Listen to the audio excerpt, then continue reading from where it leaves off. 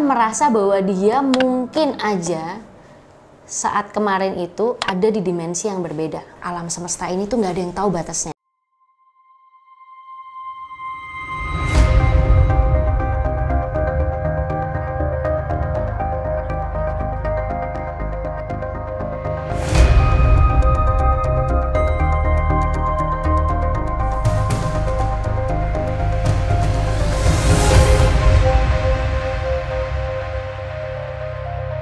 Hai nerds, welcome back to my channel Carmela Christy, dan kali ini kita masih di segmen CSI, Crime, Conspiracy, and Creepy Story Investigation. Nah, kalau biasanya gue menyuguhkan kalian dengan cerita-cerita kriminal, ya kan?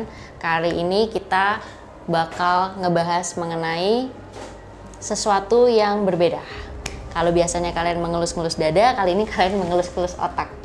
Karena agak cenat-cenut otaknya kalau ngebahas ini dan sedikit mind-blowing. Apakah itu? Sebelumnya, gue mau mulai dengan satu pertanyaan.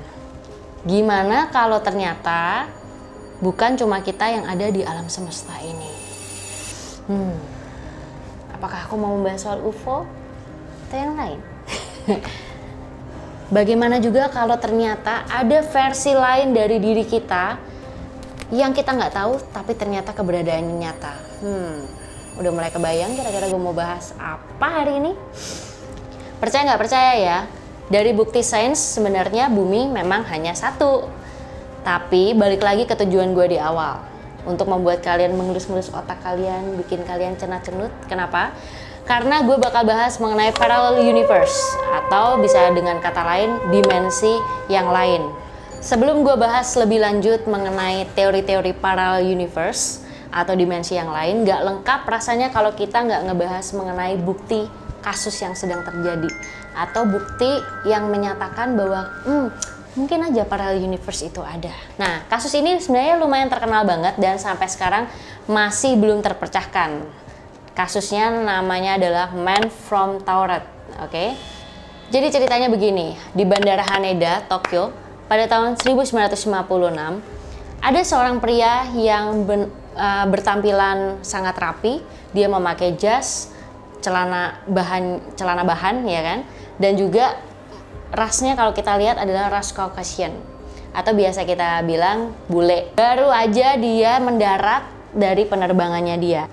Petugas setempat saat itu memeriksa kelengkapan dokumen si pria ini, tapi ngerasa ada yang aneh nih. Paspornya yang paling unik karena ada aksen warna ungu, yang dimana warna ungu tersebut tidak pernah dipakai di bendera seluruh negara di dunia ini. Ditanyalah oleh si petugas imigrasi setempat, dari mana sih asal kamu gitu. Dengan fasih dan tenang si pria ini menjawab balik dengan bahasa Jepang, tapi masih ada logat-logat Prancis. Ternyata dia bilang bahwa dia itu berasal dari negara yang namanya Tauret. Bingung deh si petugasnya, dari mana tuh negara Tauret? Yang mana, ada di mana, nggak ngerti dia. Petugasnya nanya dong si pria itu, dan juga berusaha untuk ngecek ulang nih pasportnya kayak gimana. Memang bener-bener pasportnya kelihatan kayak asli. Jadi mungkin kan kalau di petugas imigrasi dia pasti ngerti dong, beberapa paspor asli itu harusnya dilihatnya dari apa. Mungkin ada yang kebayang apa, kan setiap paspor tuh punya identitas unik gitu, untuk menyatakan bahwa paspor tersebut memang asli. Sangat susah untuk direplikasi atau diduplikasi, bener kan? Nah, jadi dia waktu lihat, kok ini kayaknya asli gitu, tapi kok negaranya yang kayak apa ini, negara Tauret ya. Waktu dia lihat di pasportnya, memang sejarah perjalanannya ada stem negara Jepang juga di pasportnya, tapi nggak tahu Tauret itu negaranya di mana. Kesel lah si pria dari Tauret ini, dia ngerasa ini kok ribet banget sih petugasnya. Gue udah bolak-balik nih ke negara Jepang selama 3 kali dan tidak pernah ada masalah kayak gini. Terus dia juga bilang sama si petugas, negara gue ini salah satu negara yang paling makmur loh di dunia loh.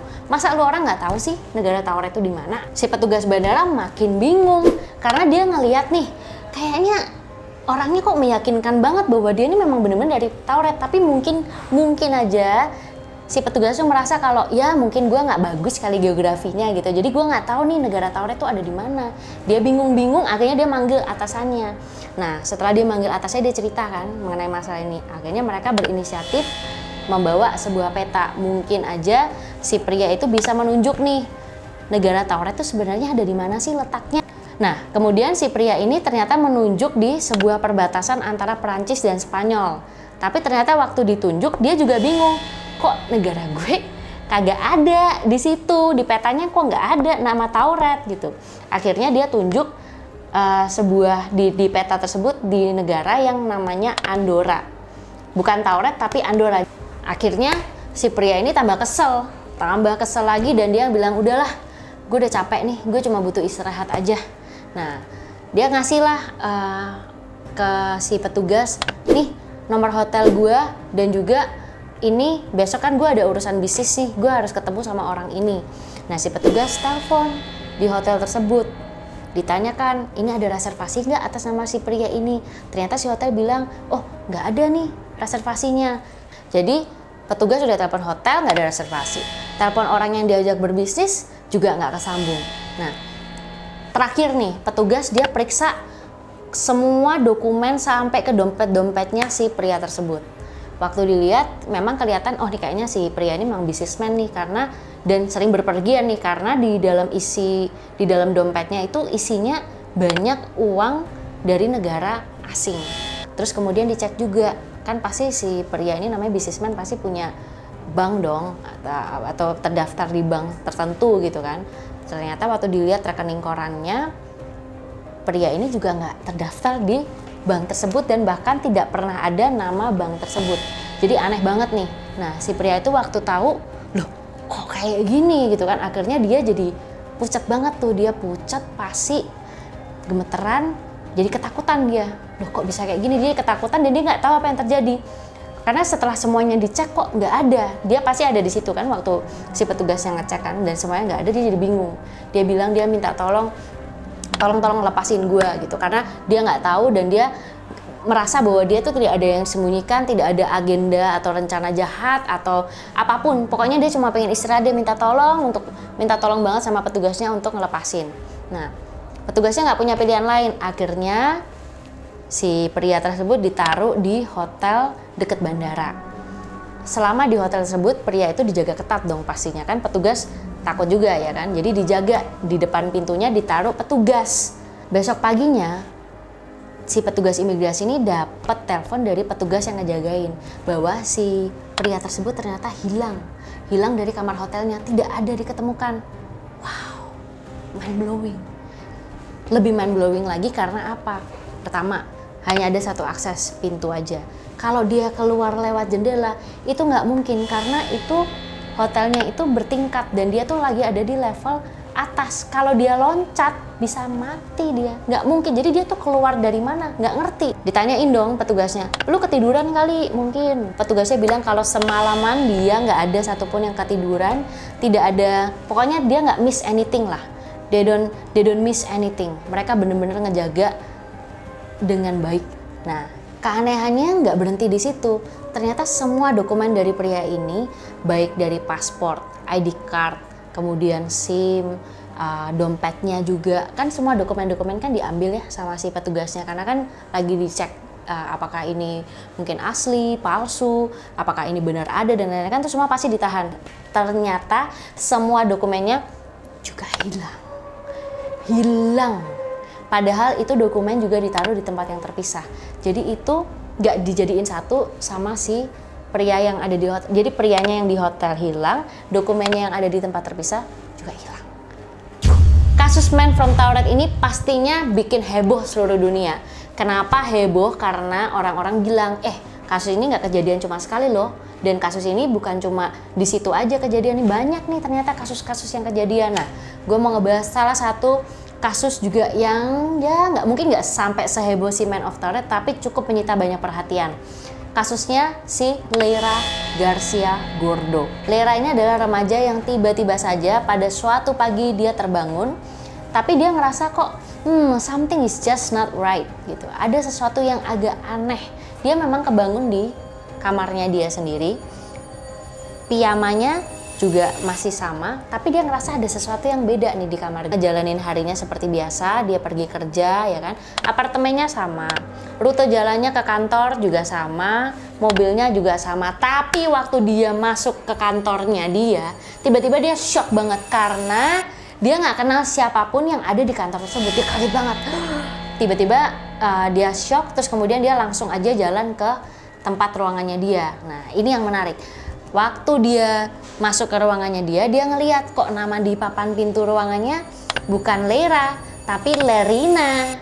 Nah loh, terus dia ngecek ID juga. Waktu dia cek name tag-nya, oh iya loh namanya Lerina bukan Lera. Nah, pertama kali yang kelintas di otaknya dia pasti dia mau hubungin pacarnya, bukan orang tuanya tapi pacarnya dulu nih.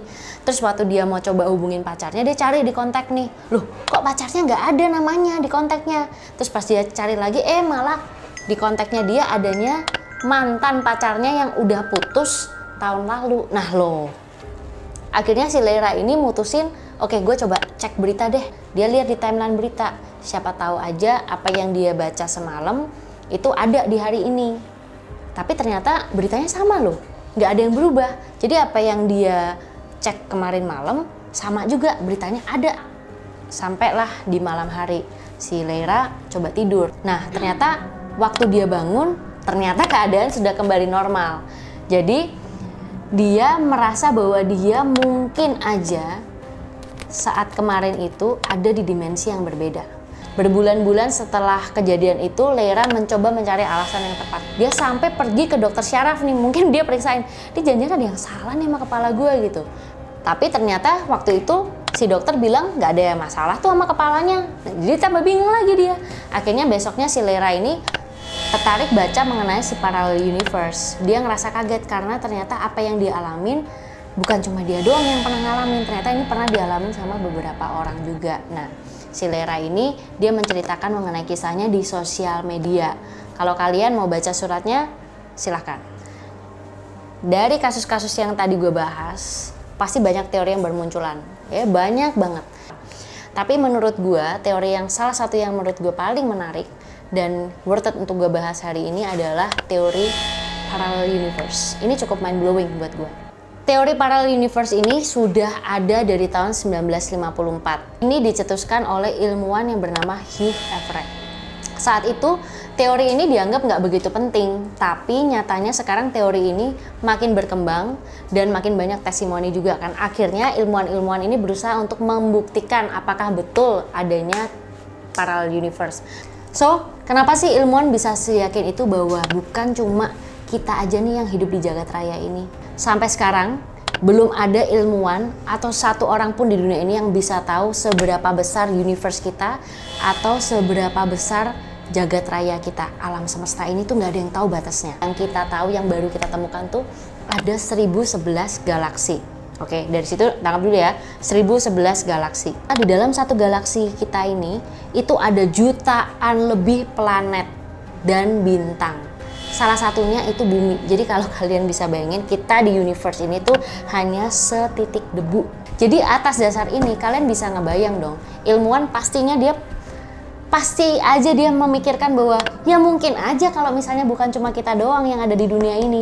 Ada beberapa hipotesis yang dibuat dari teori itu. Beberapa ilmuwan bilang kalau parallel universe itu ada, tapi berbentuk seperti gelembung. Nah, kita ini ada di dalam gelembung, jadi kita ini nggak tahu apa yang terjadi di luar gelembung. Fakta lainnya adalah sampai detik ini belum ada teknologi yang bisa membuat kita melintasi ruang dan waktu, belum ada. Salah satu buktinya adalah bukti fisik. Untuk ngebuktiin semua teori ini, pasti si ilmuwan itu mulai melakukan uji coba. Salah satu uji coba yang menarik perhatian adalah uji coba yang dilakukan di Laboratorium Nasional Tennessee, yaitu di Amerika. Mereka ini mencoba untuk meledakkan sebuah partikel subatom lewat terowongan yang setinggi 50 kaki. Itu terowongan tinggi banget, 50 kaki ya. Tinggi banget. Nah, di tengah terowongan ini dikasih magnet yang sangat kuat. Ya, sebelum partikel itu, kan partikel ini diledakkan nih subatom. Aku nggak ngerti nih, kalian ngerti fisika apa nggak ya? Jadi partikel ini kan diledakkan, boom gitu kan. Subatomnya diledakkan, kemudian partikel itu kan waktu ledakan kan bisa menyentuh ujung-ujung dinding tuh.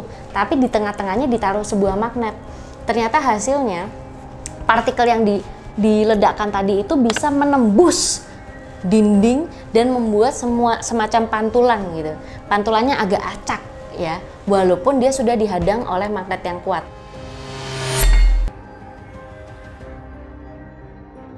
Seharusnya kalau dihadang sama magnet tuh dia nggak sampai menyebar dan bahkan menembus dinding gitu.